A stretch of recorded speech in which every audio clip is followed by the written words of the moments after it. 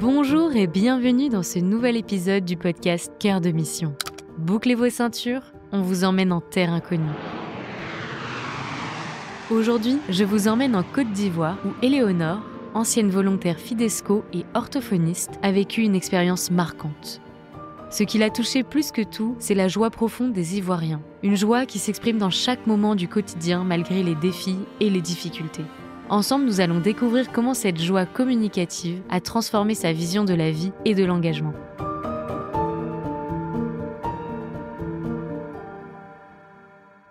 Akwaba.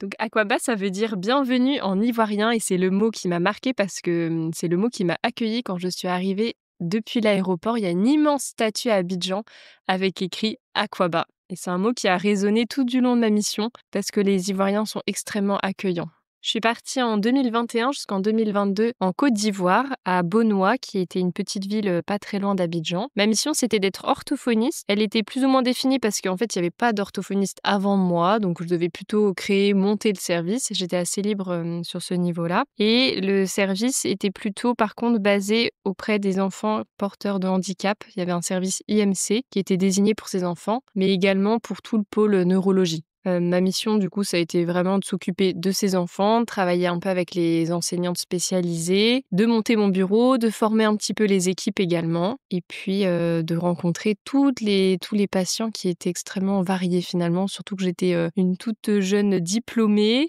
donc je découvrais aussi le métier. Je suis partie en binôme avec Anne-Claire, qui était professeure de français, donc elle était aussi au centre Don Orion, ce qui a été aussi une force pour moi parce qu'on pouvait un petit peu parler de nos missions, même si elle était affectée au centre technique et moi à l'hôpital. Étant donné qu'ils étaient très proches au niveau géographique, c'était vraiment une force aussi pour nous parce qu'elle pouvait venir parfois dans mon service. Je suis allée aussi dans ses classes et c'était une vraie chance de pouvoir échanger de si près avec ma binôme. Alors pour tout vous dire, moi mon arrivée à Bonoa clairement était difficile. Mes premières impressions, elles étaient plutôt joyeuses parce que je suis arrivée avec déjà 3 heures de retard à l'aéroport. On arrive, la personne qui devait nous chercher n'était pas là. Elle arrivait un petit peu en retard, il y avait un quiproquo sur notre horaire d'arrivée. On a franchi les routes, je découvrais les voitures complètement abîmées, les odeurs très fortes, la chaleur surtout assez oppressante. C'est un pays qui est avec un climat qui est chaud et humide. Donc moi qui viens du Nord et de l'Alsace, franchement, c'était pas forcément mon climat habituel, mais finalement on s'y habitue assez bien. Donc mes premières impressions, elles ont été assez fortes. Et puis la maison aussi qui m'a accueillie, je l'ai trouvée extrêmement humide, avec des cafards. Et ça, c'est vrai que ça n'a pas été facile dès le début. Mais très vite, j'ai été extrêmement touchée par le sourire des gens. Très accueillant, hyper content qu'il y ait des blancs, parce qu'on m'appelait souvent la blanche-eau dans la rue. Et de savoir qu'il y a des blancs. Eau, c'est un petit mot ivoirien qui est un peu affectif. On dit la blanche eau. Et on se sentait extrêmement accueillis. Alors, c'est une phrase qui m'a marquée parce que c'était un moment qui était difficile pour moi. C'est pas une phrase extraordinaire, mais elle m'a été donnée par la femme de ménage du centre. Tous les soirs, je rentrais à la petite chapelle avant de quitter ma journée au travail. Et il y avait Marie-Madeleine, très sympathique, qui venait du Burkina, qui faisait le ménage tous les soirs. J'avais un peu peur parce que souvent, je la retrouvais allongée. Je croyais tout le temps qu'elle était morte. Et en fait, là-bas, ils font la sieste à n'importe quelle heure. Et du coup, je me surprenais à dire est-ce que je dois agir ou pas, mais non. Marie-Madeleine faisait sa sieste. Et un soir, j'arrive un peu triste parce que j'étais préoccupée par des questions sur la mission. Est-ce qu'il fallait que je reste? Est-ce que j'avais des sujets qui me préoccupaient beaucoup? Et Marie-Madeleine me dit « Mais ma fille là, faut pas trop réfléchir, ça va te rendre malade. » Et c'est tout bête, mais ça m'a énormément déchargée de ma tristesse, mes préoccupations. Moi, j'avais presque fait une nuit blanche, pour tout vous dire. La veille, en mode qu'est-ce que je fais? Je suis perdue, etc. J'étais partie un peu dans mes grandes idées. Et elle, en une phrase, elle a réussi à me remettre toutes les idées claires et très simples, de me dire, mais en fait, ça sert à quoi de trop réfléchir finalement? Prends les choses comme elles viennent. Et elle avait pas tort, effectivement, ça me rendait malade, j'en avais mal dormi. Et ça, c'est vraiment la simplicité qui m'a beaucoup marquée et qui m'a surtout beaucoup aidée pour la suite. Moi, le début de la mission, comme je vous l'ai dit, il a été plutôt difficile, mais ça a été une vraie force d'avoir ma binôme Anne-Claire avec qui on s'est très bien entendu. C'était aussi dur pour elle et du coup, on s'est soutenus, on s'est rendu compte que le moral venait aussi à travers la joie de la rencontre. Fidesco, la devise, c'est va rendre les autres heureux et tu connaîtras la joie. Et je crois que je l'ai vraiment faite mienne pendant 1 an et elle est validée, vérifiée, tout ce que vous voulez. Mais c'est vrai qu'en fait, la joie, elle est vraiment venue des Ivoiriens. Ils m'ont marquée parce qu'ils étaient toujours heureux, joyeux. Je travaillais en plus avec des enfants malades, mais ils avaient toujours un sourire pas possible en salle d'attente. C'était Tata Léo toujours des grandes exclamations extrêmement joyeuses. Et c'est aussi là où j'ai été confrontée du coup à la misère parce que c'est des enfants qui peuvent pas forcément être soignés ou alors les soins coûtent extrêmement cher. Tout le monde ne peut pas forcément se permettre de payer ces soins. Et pourtant, ils gardent vraiment la joie et l'espérance. Et il y a un matin où on fait les salutations habituelles. Donc moi, j'avais un collègue kiné qui était très sympa. Je passe devant lui, je dis «Ah bonjour tonton». On s'appelle tonton ou tata là-bas. Et il me dit «Bah ça va». Moi, je lui réponds «Bah et toi, ça va?» Et il me dit «Bon, on est là, Dieu fait grâce, on se plaint pas. Si Dieu a donné ce jour-là». Bon, comme ça, il me répond. Et en fait, je sais que ce monsieur, il avait aussi des difficultés, hein, je l'ai appris par la suite. Mais sa façon d'accueillir juste la journée comme elle vient, ça m'a beaucoup touchée et c'est vrai que c'est quelque chose que j'ai constaté tout au long de la mission. Ils acceptaient les choses telles qu'elles viennent, sans se poser trop de questions. Et finalement, ça permet un laisser-aller, un lâcher-prise, et sans doute que ça rend heureux, parce qu'en tout cas, j'ai vu beaucoup de personnes très heureuses. Et moi aussi, d'ailleurs, je dois témoigner que je crois que j'ai jamais été aussi heureuse en mission, et parallèlement, ça n'a jamais été aussi dur dans ma vie. Pourquoi ? Parce qu'il y avait un changement climatique, il y avait des coutumes auxquelles j'étais pas habituée, il y avait Moi, je suis gourmande, alors donc pas de fromage, pas de dessert. Il y en avait, mais c'était pas forcément nos desserts et nos fameux fromages français. Ce qui était difficile aussi, c'était la charge de travail, la «pression» entre guillemets, ou peut-être que moi je me mettais, mais je suis arrivée, j'avais envie de faire le mieux possible, d'accueillir tous mes patients et finalement j'avais aussi la réalité qui me rattrapait, ce qui était, ma fatigue, les moyens qui étaient pas forcément, présents. Mon bureau, je me souviens, je suis arrivée, il n'était pas fini. Le matériel, j'en avais pas beaucoup et les patients, par contre, ça, il y en avait énormément et j'avais l'impression que jamais je pourrais tous les voir. Et ça, c'était difficile un peu de gérer ma fatigue, enfin ma réalité, ma prise en soin et puis mes patients que j'avais envie de voir, de rencontrer, mais que je pouvais pas forcément, aider, de la manière dont je le souhaitais, quoi. Il y a une autre phrase aussi qui m'a marquée, qui est beaucoup plus, courante puisque je l'entendais presque tous les jours, c'était: «Ça va aller haut». Donc le haut, vous vous rappelez, hein, c'est la petite interjection qui est familiale et qui est très courante en ivoirien. Et moi, dès que j'avais un souci ou juste une joie ou que quelqu'un, avait quelque chose à confier, on lui répondait: «Ça va aller haut». Mais ça résonnait en moi de façon plus profonde, pas comme en France où on dit, «Non mais t'inquiète, ça va aller». J'avais l'impression que c'était plus sincère. Alors, est-ce que c'était parce que c'était un autre pays? J'en sais rien. Mais c'est vrai que cette phrase, les personnes s'y raccrochaient et moi aussi. Et effectivement, ça allait toujours et c'était un peu un «ça va aller haut» d'encouragement finalement et de confiance. Et malgré les difficultés que chacun pouvait rencontrer, j'ai vu des patients forcément qui étaient malades, qui souffraient. Il y avait cette phrase qui nous donnait un petit peu de courage et en tout cas, j'y pense souvent en France quand j'ai une collègue qui me dit que c'est difficile ou qu'elle a un sujet qui la préoccupe. Je pense souvent encore à «ça va aller haut» et puis quand on y croit, ça marche. Un souvenir qui a été très, très fort pour moi, ça a été, ma «messe d'adieu» entre guillemets ou ma fête d'au revoir que tout le service m'a organisée. C'était à la fin de l'année, il faisait beau, la direction avait été invitée, certaines familles également. On a fait un très, très bon repas et juste avant, il y avait une célébration, donc c'était une messe. Il y avait le prêtre que je connaissais bien qui avait fait une homélie et surtout on m'avait dit: «Éléonore», donc on m'appelait Tata Léo, hein, c'était mon surnom, tout le monde s'appelait Tata ou tonton dans le service. «Tata Léo, on va t'habiller comme femme ivoirienne là». Donc je me suis retrouvée j'allais dire déguisée, c'était pas un déguisement, mais en costume traditionnel, coiffée par toutes les tanties. Elles m'ont tressée, elles m'ont mis les dessins qui en argile, un peu comme des tatouages sur les bras. J'avais le pagne baoulé traditionnel, j'avais les bijoux aux chevilles. J'étais quand même, sapée comme une ivoirienne, comme on dit là-bas. Et j'ai dû arriver en procession avec des offrandes. Donc j'avais une corbeille de fruits et ce qui a été très, très beau, c'est que j'avais aussi mes petits patients qui avaient aussi des corbeilles de fruits, à déposer devant l'autel et je me souviens encore, donc il y a eu une répétition, pour l'arrivée dans la nef de l'église. Moi, évidemment, je n'ai pas forcément le déhanché, des femmes ivoiriennes, donc j'ai dû pas mal répéter et beaucoup, réviser. Les enfants, c'était beaucoup plus mignon que moi, mais ça a été un souvenir magnifique parce que j'avais vraiment l'impression de déposer à travers cette corbeille de fruits tout mon travail, toute mon année, ce que j'avais bien fait, ce que j'avais sans doute mal fait et puis surtout tout ce que j'avais reçu, hein, donc tous les beaux sourires, les belles rencontres Il y avait aussi toutes les mamans présentes dans l'église qui m'ont beaucoup remerciée. J'ai eu énormément de cadeaux, j'ai eu des pagnes, et vraiment j'ai mesuré à quel point, Dieu avait fait grâce, hein, pour reprendre aussi une expression ivoirienne qui est «Dieu fait grâce».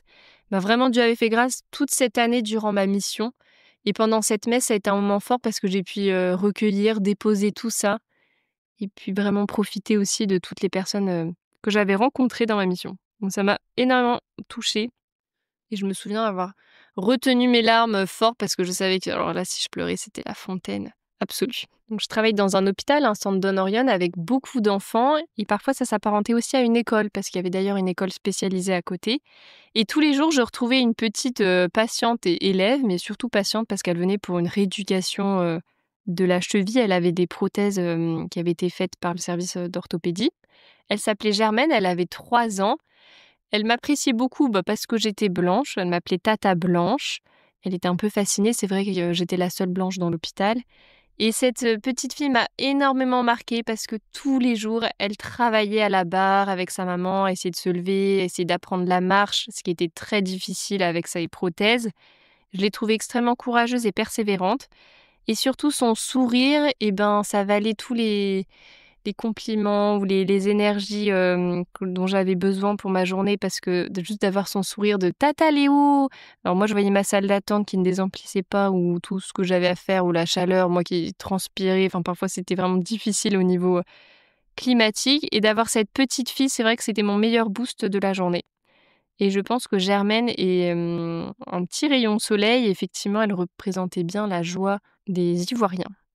Donc quand j'ai appris ma mission, j'étais vraiment extrêmement heureuse d'apprendre que j'allais être orthophoniste parce que c'était mon souhait premier. J'avais vraiment envie d'exercer mon métier puisque je venais d'avoir mon diplôme. La Côte d'Ivoire, ça me disait rien parce que je j'ai jamais été en Afrique, mais j'étais là, pourquoi pas. J'avais un peu peur de la chaleur, mais j'étais très heureuse d'être dans un pays francophone, d'exercer mon métier et vraiment je faisais confiance. Donc ça a été plutôt facile l'annonce et un très bon moment. La joie, je l'ai aussi beaucoup expérimentée à travers les fêtes. Là-bas, on fait la fête, que ce soit pour l'événement joyeux, mais aussi parfois plus triste, hein, même pour un deuil par exemple. On va assister au corps, mais parfois on peut veiller. Souvent, il y a un pot qui est organisé après. Mais j'ai passé des très belles célébrations aussi, on peut appeler ça des fêtes, hein, parce qu'il y a la remise des offrandes, il y a la danse à la fin. J'ai assisté à un mariage, à un sacerdoce, à un baptême, à des communions. Et à chaque fois, ça se terminait en grande fête, entre guillemets, sur le parvis de l'église, qui était une église pas en pierre, hein, comme en France, mais juste un petit bâtiment ouvert comme un hall.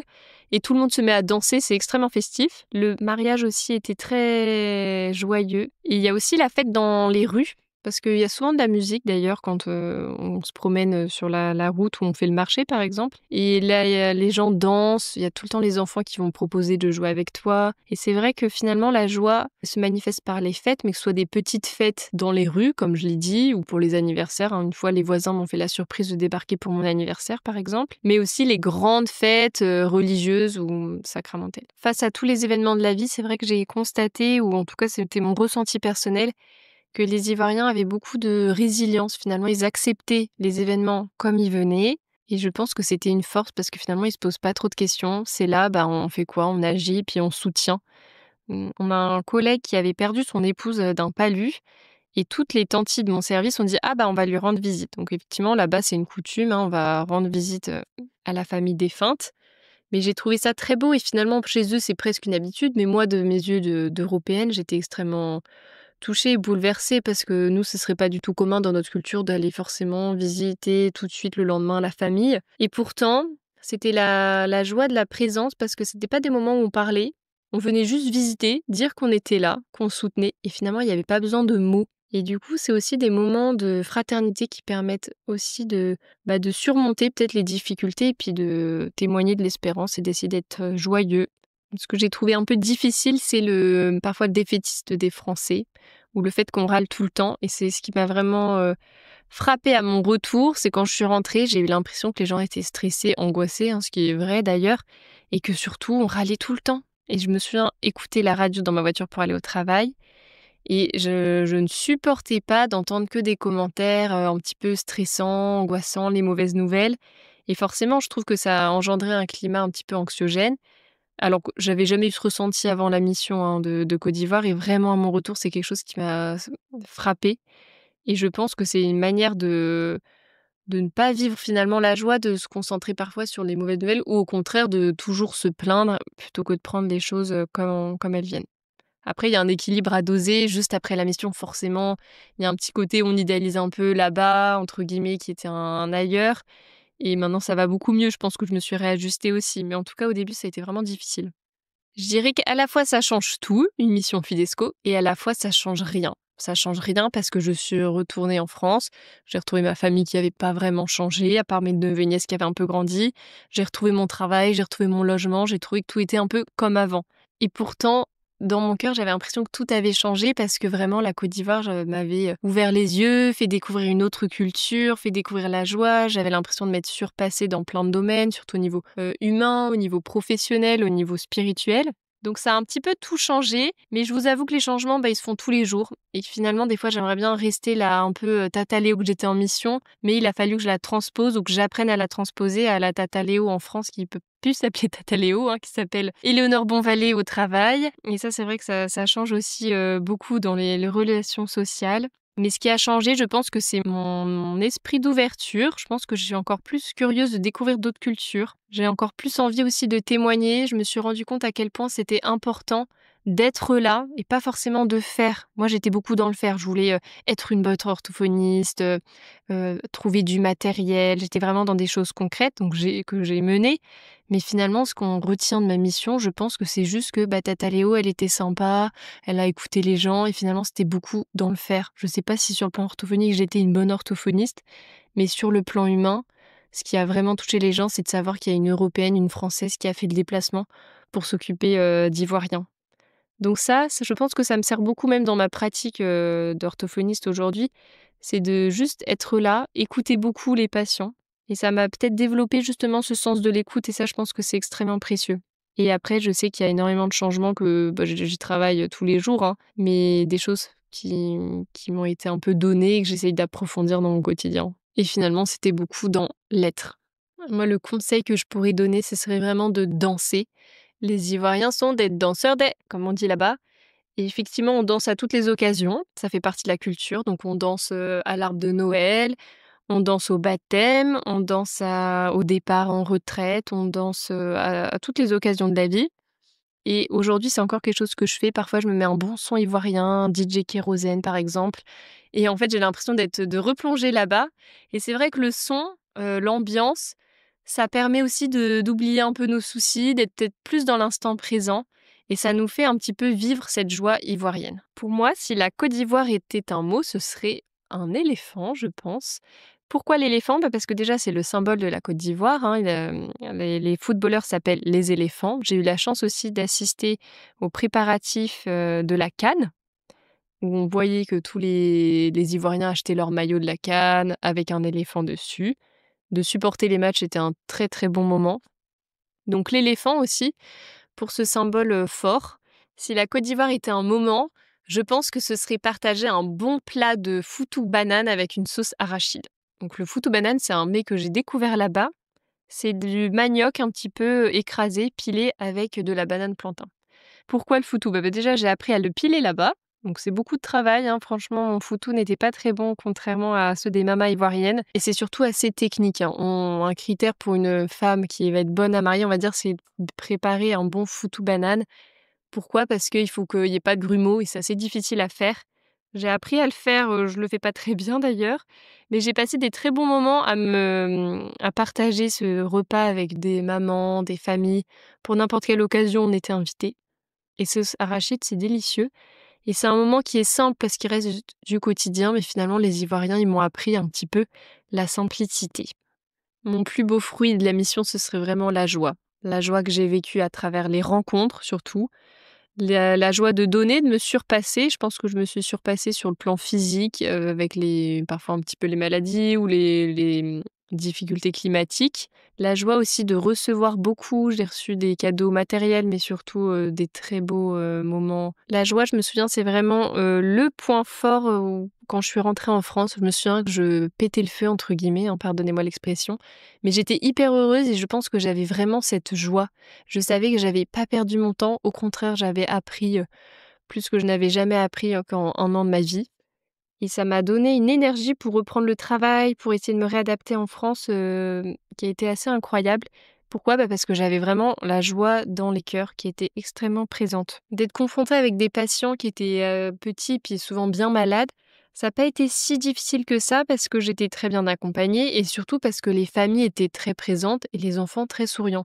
Ce qui fait que parfois on oubliait vraiment la maladie, on voyait vraiment le patient avant tout, avant peut-être, son handicap, physique ou, mental. Donc ça, c'est vrai que c'est quelque chose qui m'a beaucoup aidée. C'est vrai aussi que ça a été des cas extrêmement lourds. J'ai découvert, de maladies que je connaissais pas forcément en France parce que nous, en France, elles sont traitées plus tôt, donc on n'arrive pas au stade parfois, que je pouvais voir en Côte d'Ivoire. Mais c'est vrai que ça a été aussi une difficulté à mon retour parce que j'étais orthophoniste, hein, comme je vous l'ai dit, donc j'ai repris dans un cabinet avec beaucoup d'enfants, par exemple, qui avaient des dyslexies et c'est vrai que la dyslexie, à côté des maladies, des syndromes que j'ai pu voir, ça me semblait vraiment, entre guillemets, «pas très grave» et je me disais: «Bah, oui, la personne ne sait pas lire, mais ça ne l'empêchera pas d'avoir un métier, ça ne l'empêchera pas d'avoir des amis, ça ne l'empêchera pas d'avoir une vie sociale épanouie». Alors qu'en Côte d'Ivoire, justement, quand on a un syndrome, qu'on ne sait pas marcher, que la route, c'est que de la piste et que, la famille n'a pas forcément l'argent pour soigner, alors là, oui, vraiment, c'est problématique pour avoir une vie, épanouie. En tout cas, ça pouvait l'être. Donc de gérer, de pallier les 2, c'était difficile. Mais le conseil principal que je donnerais, c'est d'ouvrir grand ses yeux, ses oreilles, pour être vraiment très attentif à ce que le pays, ce que les habitants vont nous apporter, de s'émerveiller surtout, avec nos yeux grands ouverts, s'émerveiller des moments difficiles, s'émerveiller des paysages, s'émerveiller des moments joyeux, parce qu'il y a du bon à prendre dans toutes les situations. Et puis ouvrir grand les oreilles parce que j'ai énormément de phrases, moi, qui m'ont marquée. Parfois, elles me reviennent, parfois non. Là, j'ai eu la chance de retrouver mon album photo et c'est pour ça que j'ai revu une phrase que je vous ai partagée tout à l'heure. Mais c'est vrai que c'était important aussi d'ouvrir déjà grand ses oreilles, mais aussi de les noter pour pas oublier parce que sinon, sur le coup, ça nous semble banal et finalement, quand on rentre en France, on se rend compte que ce qu'on a reçu, c'était des pépites et ce serait trop dommage de les oublier.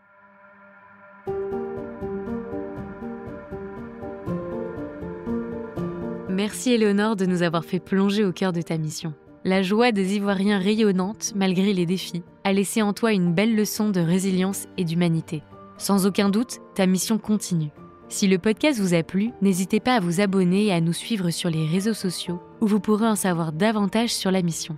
Et si vous aussi vous voulez connaître les joies et les défis de la mission, on vous donne rendez-vous sur le site fidesco.fr/partir pour en savoir un peu plus sur ce qui vous attend sur le terrain. On se retrouve le mois prochain pour un nouvel épisode de Cœur de Mission. À bientôt!